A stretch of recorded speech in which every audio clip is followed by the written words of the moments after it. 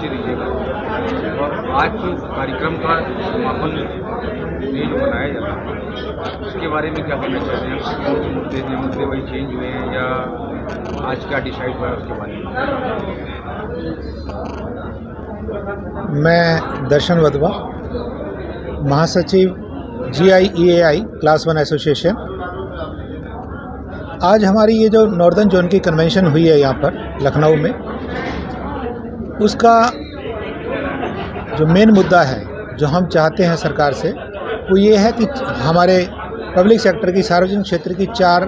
बीमा कंपनियां हैं, जिनमें United India insurance company, national insurance company, oriental insurance company और न्यू इंडिया इंश्योरेंस कंपनी। हम चाहते हैं कि इन चारों कंपनियों को मर्ज करके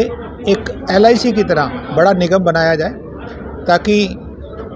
जो सरकार के रिसोर्सेज हैं वो एक जगह इकट्ठे हों, लोगों को आधुनिक सुविधाओं के साथ, आधुनिक टेक्नोलॉजी के साथ कम प्रीमियम के अंदर अच्छी सुविधाएं मिलें, और जो भी लोगों का सरकार जो भी स्कीम्स लेकर आती हैं वो एक ही कंपनी के थ्रू लोगों तक पहुँचे। और दूसरा क्या है कि जब ये चारों कंपनियां एक साथ इकट्ठे एक ही संगठन के अंदर आ जाएंगी, एक महाकंपनी बन जाएगी, तो उससे बहुत सारे खर्चे हैं जो कम हो जाएंगे, वो चाहे कार्यालय के रेंट से संबंधित हों या कर्मचारियों के किसी एक संगठन में। अभी तक सरकार के संज्ञान में ये बात है या कोई आश्वासन उन्होंने दिया है? हम सरकार को ये बात बहुत समय से कहते आ रहे हैं, लेकिन सरकार की तरफ से हमें कोई अभी ऐसा आश्वासन नहीं मिला। अरुण जेटली जी जो पूर्व वित्त मंत्री थे, उन्होंने एक समय पर जरूर 3 कंपनियों के विलय की बात की थी, लेकिन उनकी स्वर्ग सिधारने के पश्चात वो मामला फिर से ठंडे बस्ते में चला गया था,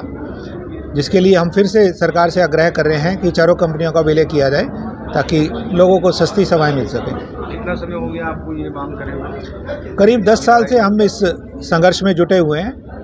और इसीलिए हमें एक उम्मीद की किरण हमें मिली थी अरुण जेटली जी के टाइम पे कि इनका जल्दी समाधान निकाला जाएगा, लेकिन वो मामला फिर से दब गया था। क्या लगता है आपको, क्या बीजेपी की जो सरकार है इस टाइम, हाँ जी, वो आपकी सुनवाई वो अपने संज्ञान में ले? हमारी पूरी कोशिश है कि हमारी बातों को सरकार अपने संज्ञान में ले, नहीं तो जो संघर्ष का रास्ता है उस रास्ते पे एसोसिएशंस पहले भी चलती आई हैं, अब भी चलेंगी। हम इस बात के लिए पूरे तरीके से तन मन धन से संघर्ष करेंगे और सरकार को अपनी बात मानने के लिए बाध्य करेंगे। मेरा नाम अनुराधा द्विवेदी है। मैं general insurance all India employees officers association में ट्रेजरर हूँ। हमारा ये कहना है कि कंपनी में हम लोग बहुत सारी योजनाएं चलाते हैं, आयुष्मान भारत, कोरोना कवच, इस तरह की वेलफेयर स्कीम्स हमारी कंपनियां चलाती हैं, बीमा कंपनियां। लेकिन सबसे बड़ी समस्या क्या आ रही है कि जो TPA और हॉस्पिटल्स हैं, इनकी साठगांठ है, जिसकी वजह से बहुत सारा डैमेज, वित्तीय घाटा जो है वो कंपनियों पर थोपा जा रहा है। हमारी मांग ये है, एसोसिएशन की ओर से हम ये चाहेंगे कि कम से कम इन हॉस्पिटल्स पर, इन TPA पर कोई रेगुलेटर का गठन किया जाए जो इनकी जांच करे, CAG ऑडिट करे, ताकि जो ये लॉसेस हैं, जो हानि है, जो हमारे ऊपर कंपनी पर इम्पोज की जा रही हैं, लागू की जा रही हैं, उनमें थोड़ा सा रुकाव, रोकथाम हो। यही कहना। कहीं भी बातों से सहमत होते हुए मैं एक ही बात जोड़ना चाहूँगा कि हाल ही में भाजपा सरकार में भाजपा के एक महत्वपूर्ण पदाधिकारी ने निजी कंपनियों द्वारा किसानों के जो क्लेम हैं उनके सही समय पे समापन न होने की बात करी, और यहाँ तक उन्होंने आरोप लगाया था, जो अखबारों में आया, जो हम सबके संज्ञान में आया, कि निजी कंपनियाँ किसानों के जायज़ क्लेमों का भुगतान नहीं कर रही हैं। तो हमारा निवेदन है कि ये आँख खोलने वाली बात है, और सरकार जो है निजी कंपनियों को जो तमाम सामाजिक सुरक्षा से जुड़े हुए इशूज़ हैं उसको भी जो है उनको देश हित में लागू करने के लिए कहे, जैसे आयुष्मान भारत योजना है, जैसे कोरोना कवच योजना है, और जो फसल बीमा से संबंधित इशूज़ हैं उस पर अगर कोई निजी कंपनी गरीब किसानों के साथ छलावा करती है तो उसके तुरंत जो है उसके साथ कड़ी से कड़ी कार्रवाई होनी चाहिए। और जो डिफ़ॉल्टर्स हैं, जो प्राइवेट प्लेयर्स GST का करोड़ों रुपए का भुगतान नहीं कर पा रहे हैं उनके खिलाफ भी जो है सख्त से सख्त कार्रवाई होनी चाहिए, ये हमारी मांग है। मैं Manikant Gupta, general insurance employees association class 1 officers का नॉर्दर्न जोन का महासचिव और ऑल इंडिया का संयुक्त महासचिव हूँ। क्या कहना चाहते हैं आज की बैठक के बारे में? आज की बैठक में हम लोगों ने ये निर्णय लिया है कि सरकार से हमारी मांग है, माननीय वित्त मंत्री महोदया से मेरा निवेदन है कि हम लोगों को 1 जनवरी 2004 से जो पुरानी पेंशन को समाप्त कर दिया गया है उसके लिए